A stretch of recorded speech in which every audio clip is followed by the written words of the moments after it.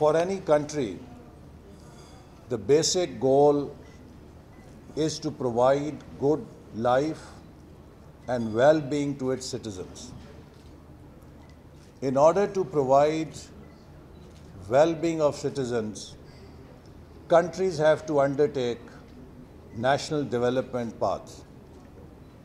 If countries do not develop, they would never have the resources that will enable them to look after their people. So for any country to develop, it needs 4 basic ingredients. The first is a productive and competitive economy. If economy is not productive and competitive, it will not generate the resources. Second, a responsive and innovative state.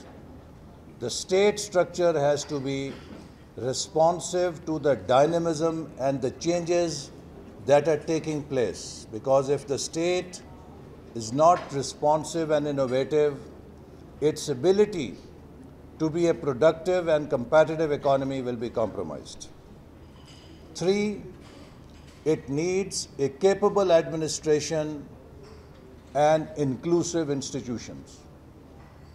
If it lacks good quality of governance, it will not be able to keep the machine running for long.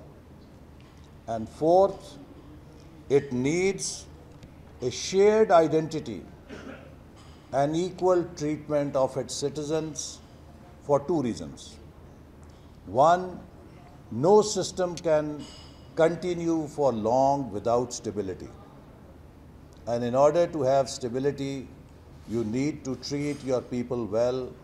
You need to respect their diversity, and from that diversity create a shared identity that will give them a common purpose or goal to come together and work as a synergistic team.